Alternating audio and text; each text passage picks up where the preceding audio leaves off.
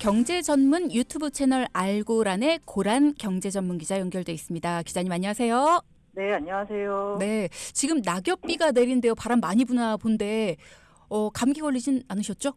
아, 네. 네, 괜찮습니다. 건강 네. 관리 잘하시고요. 날씨 추워진대요, 내일부터. 네. 네. 일단 오늘 첫 소식은 상속세 개편안 얘기를 좀 해볼 텐데 발표된 이후에 많은 논란에 부딪혔는데 일단 본격 논의에 나섰다고 합니다. 어떻게 바뀐다는 건가요? 네, 저 상속세 논란 전에요. 네. 아마 많이 들으셨는지 모르겠지만 금융투자소득세 관련돼서 이재명 대표가 폐지 입장을 밝혔습니다. 네. 도입해야 하지만 지금 현재 주식시장이 너무 어렵기 때문에 정부와 여당이 추진하는 폐지안에 동의하겠다라고 해서요. 오늘 한국 주식시장이 크게 올랐습니다. 그렇군요. 코스피 지수는 현재 1.3% 오르고 있고요. 코스닥 지수는 무려 3% 넘게 급등했습니다. 야, 주식시장 우리 한국 어떻게 되는 거냐 이런 걱정들 많이 하신 것 같은데 오늘 그래도 호재네요.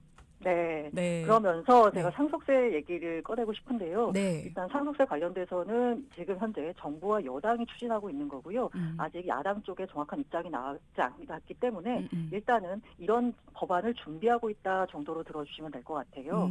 그래서 지난 1일 금요일에 기재부가 세제 전문가 간담회를 개최했습니다. 네. 제목이 유산 취득 과세 전문가 토론회거든요. 네. 이 토론회가 왜 열렸냐면 최상목 부총리가 지난 9월에 유산 취득세 도입 방침을 공식화했습니다. 그 뒤에 처음으로 열린 간담회고요. 당시 최 부총리가 빠르면 내년 상반기 중에 유산 취득세 법률안을 국회에 제출하겠다라고 밝혔습니다.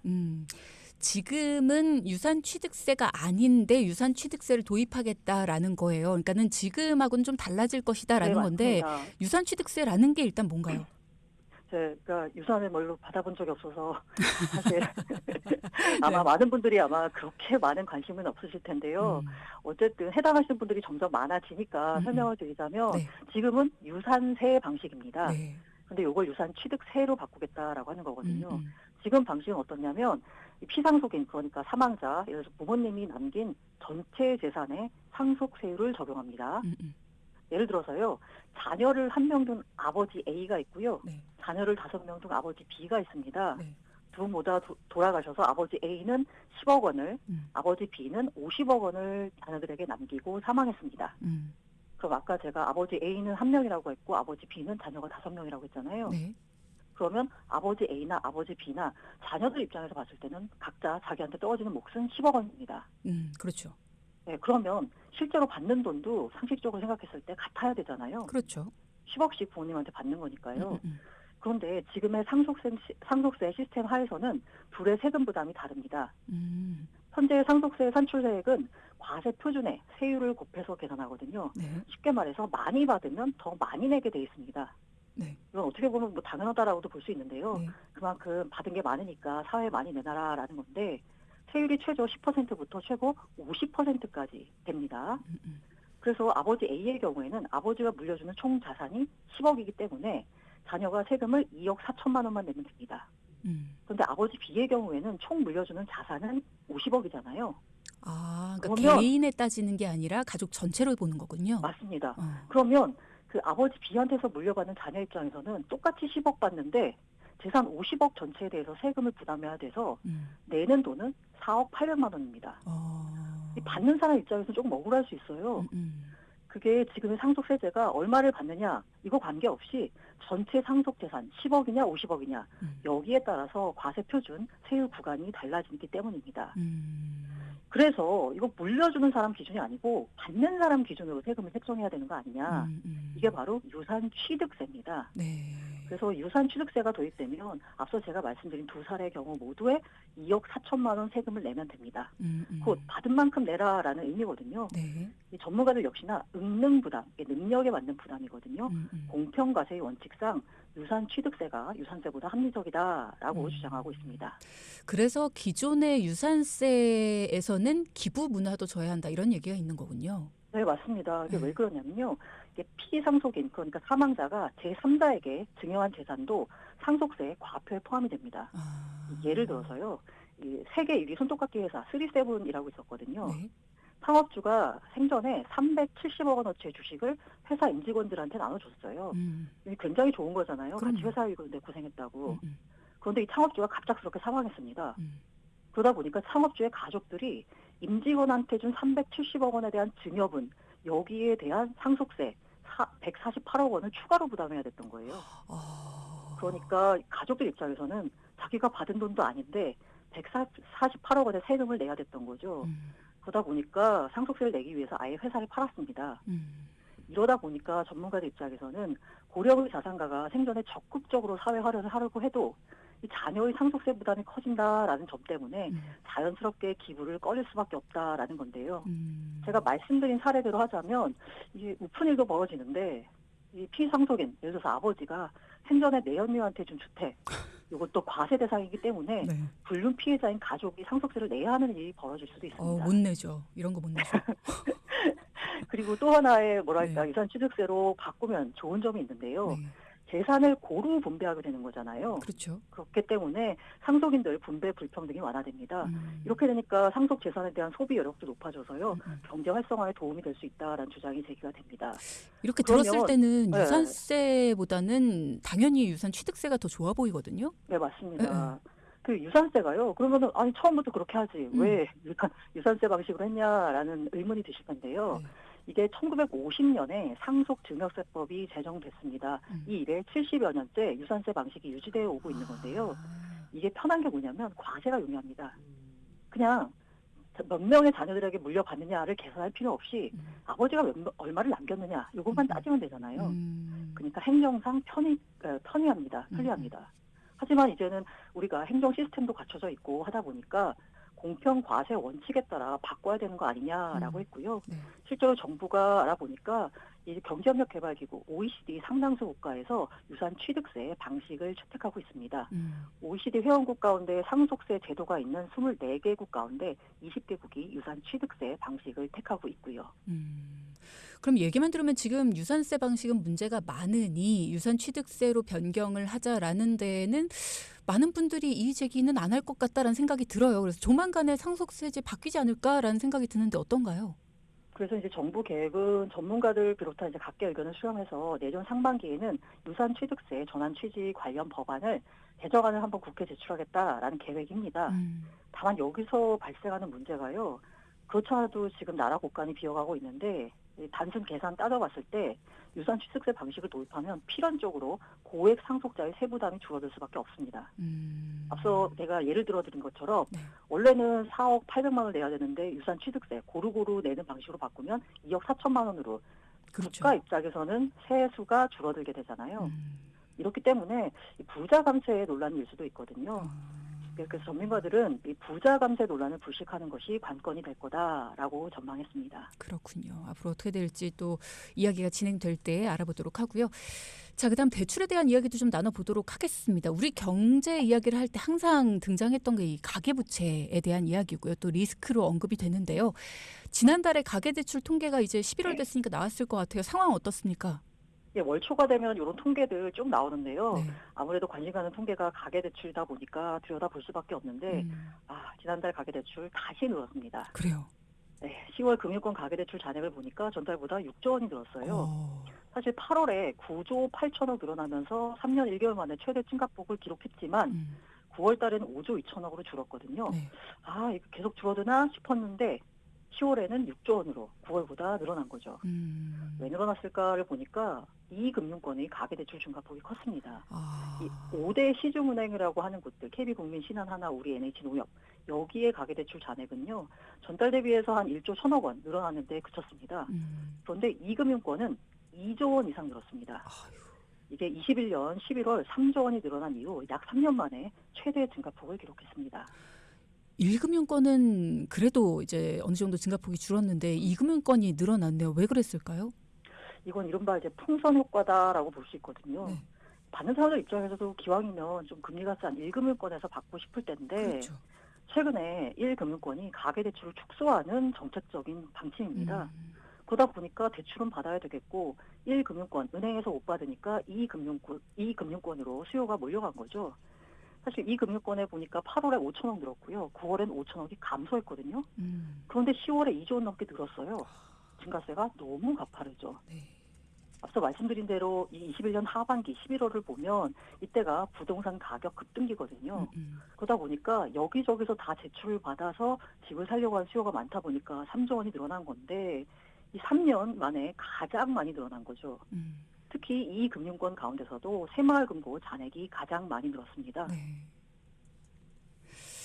은행들이 그 당시에 기억이 납니다. 왜 가계대출 쪼이기에 나섰고 그 당시에 뭐 대출 못 받게 하고 뭐 이러면서 내용들이 상당히 많이 나왔었는데 근데 이렇게 정부 눈치 보면서 가계대출을 쪼이는 건 좋은데 뭐 그렇게 한다 치는데 근데 그렇게 됐을 때 제2금융권으로 다들 몰려가면 이게 오히려 더 위험한 거 아닙니까? 그래서 이 금융권도 지금 자체 관리에 들어갔습니다. 어. 새마을금고 같은 경우에 네. 지난달에 많이 늘었다라고 했잖아요. 네네. 그래서 내일 화요일부터 다주택자에 대한 주택담보대출 아예 중단하기로 했습니다. 게다가 생활안전 목적의 주담대 가능하긴데 한도를 1억 원으로 줄였고요. 네. 또 신규 중도금 대출 전체 건수를 중앙에서 사전 검토해서 막 내주지는 않기로 했습니다.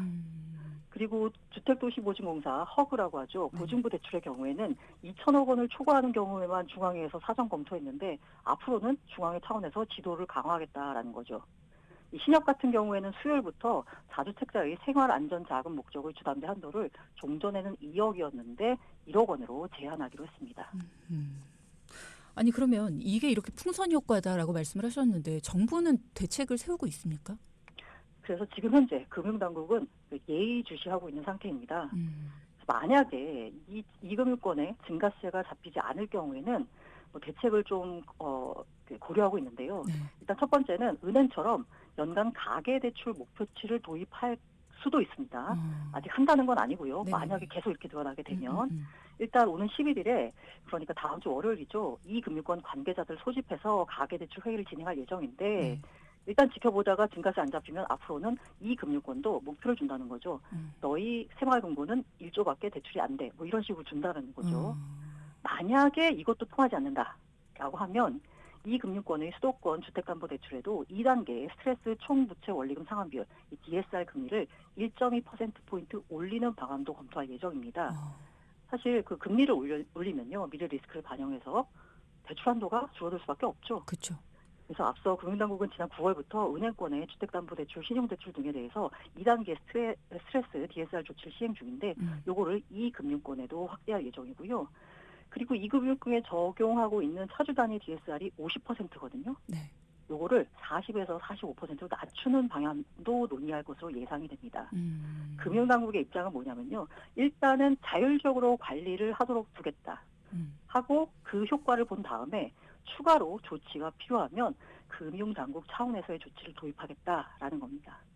1금융권의 대출 조이기가 시작이 됐을 때 정말 돈이 필요하신 분들은 어떻게 하냐 이랬는데 이제 그분들이 2금융권으로 몰린 거잖아요. 이제 네, 2금융권도 조였을 때 이제 그분들은 어디로 가야 되느냐 이런 숙제가 남게 되네요. 그렇죠. 근데 이제 가계대출을 축소시켜야 한다라는 큰 전제하에서는 이런 식으로 규제책을 내놓을 수밖에 없는 거죠. 이게 참 어렵습니다.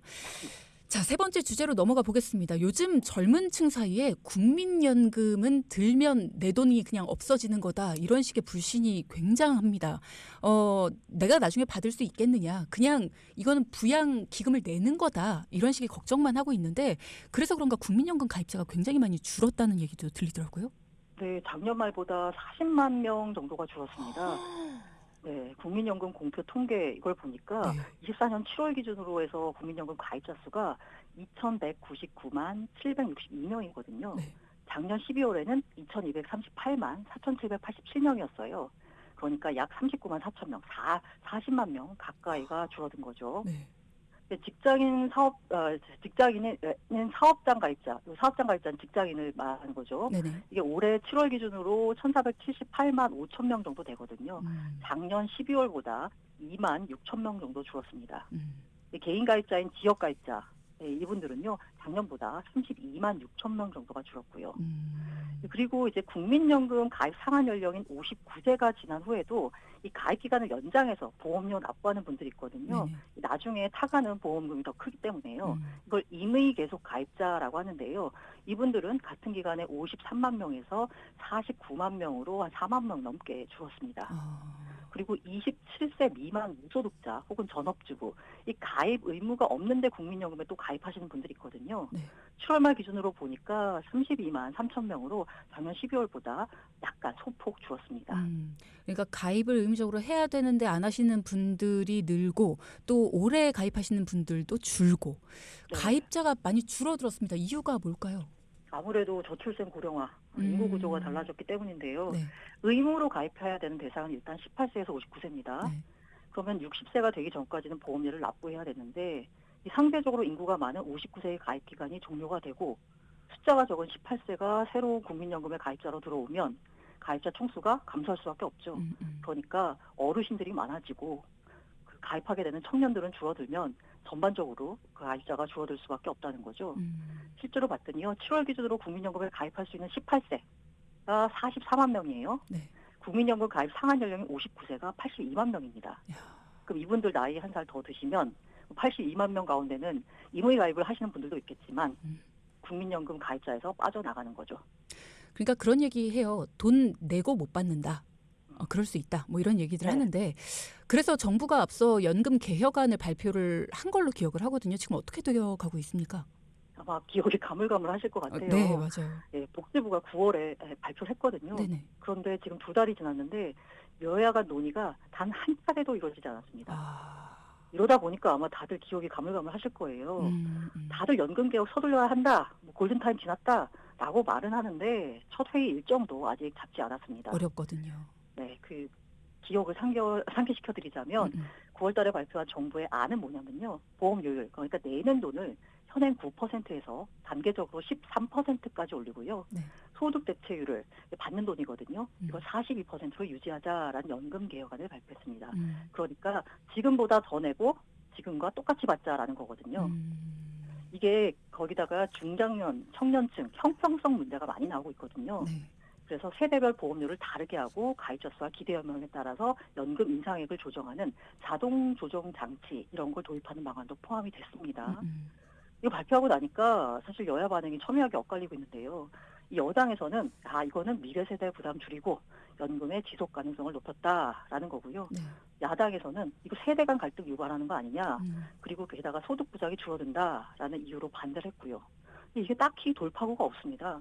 왜냐하면 많이 받자면 또 많이 내야 되는데 많이 내려고 하면 그게 또 쉽지가 않잖아요. 그렇죠. 그렇기 때문에 어쨌든 협의체를 구성하고 개혁안을 심도 있게 논의를 해야 되는데 그게 잘 안 되고 있는 거예요. 그렇죠. 사실 뭐 지금 여야 간에 굉장히 첨예한 사안이 많잖아요. 그렇기 때문에 연금 개혁 이거는 미래 세대를 위한 논의이기 때문에 뒤로 밀릴 수밖에 없어서 앞으로도 당분간 힘들지 않을까라는 생각이 듭니다. 근데 연금은 반드시 준비가 필요하고요. 연금 중에 가장 대비가 잘 되는 거는 믿을 수 있는 건 국민연금인데 국민연금 빨리 대처를 좀 해줘야 되지 않을까라는 생각이 듭니다. 지속 가능한 연금을 위해서 할 수 있는 또 다른 방법. 일단은 국민연금이 운용을 잘하면 될 텐데 성적은 어떻습니까 현재? 네, 그래서 지금 돈을 똑같이 내고도 좀 많이 받을 수 있으려면 우리가 모아놓은 돈을 잘 굴리면 되잖아요. 그렇죠. 네. 그래서 성적이 어떤 날을 봤더니 이게 그런데 해외 주식은 괜찮습니다. 근데 국내 주식 투자 수익률이 별로 안 좋습니다. 네, 그럴 수밖에 없는 게 우리 뭐 이른바 국장은 안 돼 뭐 이런 얘기들 있잖아요. 뭐 연금도 국민연금도 어차피 그 시장 안에서 투자하는 플레이어이기 때문에 전체 시장 수익률을 넘어서기가 쉽지가 않습니다. 그래도 뭐 시장보다는 꽤 잘했습니다. 1월에서 8월까지 그 국민연금 기금의 국내 주식 잠정 수익률을 보니까 3.78%예요. 근데 이게 상반기 1월에서 6월까지 보니까 8.61%였거든요. 근데 도대체 7월과 8월 2달 사이에 무슨 일이 있었길래 이렇게 연금 수익이 8%에서 3%대로 떨어진 거냐라고 궁금해하실 것 같아요. 네. 이유가 바로 삼성전자 때문입니다. 네. 올 하반기에 주가가 크게 떨어지면서요. 그쵸. 국민연금이 삼성전자 지분을 7% 이상 들고 있습니다. 그러다 보니까 이렇게 수익률이 안 좋아진 거거든요. 근데 제가 해외 잘했다라고 말씀드렸잖아요. 네. 올 들어서 8월까지 누적 기준으로 해서 국민연금이 해외 주식에 투자한 수익률은 무려 19%에 이릅니다. 이러다 보니까 앞으로도 이제 아마 국민연금이 삼성전자에 대한 투자 비중을 낮출 것 같다라는 얘기가 나오고 있어요. 그래서 국민연금의 삼성전자 지분율이 20년 말 당시에 10%가 넘었거든요. 11%에 가까웠는데 지금은 10% 조금 들고 있어요. 네. 그러다 보니까 앞으로 이거 계속 줄어나가는 거 아니냐라고 걱정이 되면서 또 한편으로는 아니 수익률 높이려면 해외 투자 많이 해야지 하는 생각이 들지만 국민연금마저 국내 주식 안 사주면 그렇죠. 도대체 누가 국내 주식 투자하냐라는 얘기도 나오고 있고요. 외국인들도 복잡합니다. 다 팔고 있는데 우리마저 안 사면 어떡하냐 이런 네. 얘기. 그리고 국민주인데 가지고 있어야 되는 거 아니냐 뭐 이런 얘기도 나오고요. 자, 그리고 앞서도 저희가 잠깐 얘기하긴 했는데 이제 편의점 커피들 뭐 인스턴트 커피들 이런 것들도 이제 가격 올린다 이런 얘기 나옵니다. 아니 무슨 일이에요? 동서식품이라고요. 네. 사실 이제 믹스 커피 마시면 딱 떠오르는 그 브랜드 있잖아요. 맥심 모카골드. 요거 만드는 동서식품이 야 인스턴트 커피 가격을 올려야 되겠다라고 했습니다. 그래서 15일부터 평균 8.9% 인상하기로 했습니다. 많이도 올립니다. 네. 그 맥심 모카골드 리필 500g 제품이요. 17,450원에서 19,110원으로 올라가고요. 기타 등등 다 오릅니다. 제가 많이 마시는 거 보니까 맥심 TOP 이거 275ml 제품으로요. 1,290원에서 1,400원이 되니까 편의점 가면 아마 더 많이 오를 것 같아요. 그러네요. 네, 여기 동서식품이 국내 커피 믹스 시장에서 90%에 이르는 시장 점유율을 기록하고 있습니다. 아니 근데 커피 업계들이 계속 올려요. 프랜차이즈 커피도 오르지 않았나요, 최근에? 네, 8월에 스타벅스가 카페 아메리카노 가격 사이즈에 따라 다르지만 300원에서 한 600원 올렸고요. 그다음에 뭐 에스프레소 샷, 시럽, 휘핑크림 등 그 엑스트라군 가격도 한 600원에서 800원을 올렸고요. 그 저가 커피라고 하는 더벤티 컴포즈 커피 여기도 커피 메뉴를 올 상반기부터 최소 200원, 많게는 1,000원까지 올렸습니다. 맞아요. 왜 이렇게 올릴까요, 도미노로? 이게 다 모두가 다 환경 때문인데요. 이상기후 때문에 커피 농사가 잘 안 되고 있습니다. 커피 원두, 설탕, 야자유 등 주요 원재료 가격이 다 올랐습니다. 여기에다가 환율까지 비싸졌어요. 우리 커피 원료 모두 다 수입하고 있습니다. 국내에서 나는 게 없거든요. 그렇기 때문에 국내 커피 업계는 환율 변동에 따른 부담을 온전히 질 수밖에 없어요. 실제로 원두 가격을 봤더니 뉴욕 상업거래소에서 거래되는 로부스타 이게 보통의 커피를 만드는 데 쓰는 원두거든요. 20년 7월에 킬로그램당 1.26달러였어요. 그런데 올해 7월 말 기준으로 보니까 4.267달러. 4년 만에 3배 이상 비싸졌습니다. 와. 네. 이러다 보니까 커피값을 올릴 수밖에 없는데요. 이거 뭐 앞으로 이게 뭐 그 완화될 거다라고 예상하기가 쉽지 않잖아요. 이 때문에 업계가 좀 원가 절감이나 생산성 향상 이런 방안을 마련해서 좀 합리적인 가격으로 소비자에게 커피를 제공했으면 하는 바람입니다. 커피 건강에 안 좋대요. 기자님 끊읍시다. 네네네. 네. 아 이참에 럭키비키. 네, 네, 이참에 그렇죠. 한번 네, 이참에 한번 끊어봅시다 우리. 네, 알겠습니다. 내일 아침에 한파주의보랍니다. 옷 따뜻하게 아. 입으십시오. 네, 모두 파카를 꺼내 입고 나가야 될 것 같네요. 그러니까요. 네, 지금까지 고란 기자와 함께했습니다. 고맙습니다. 네, 감사합니다. 네.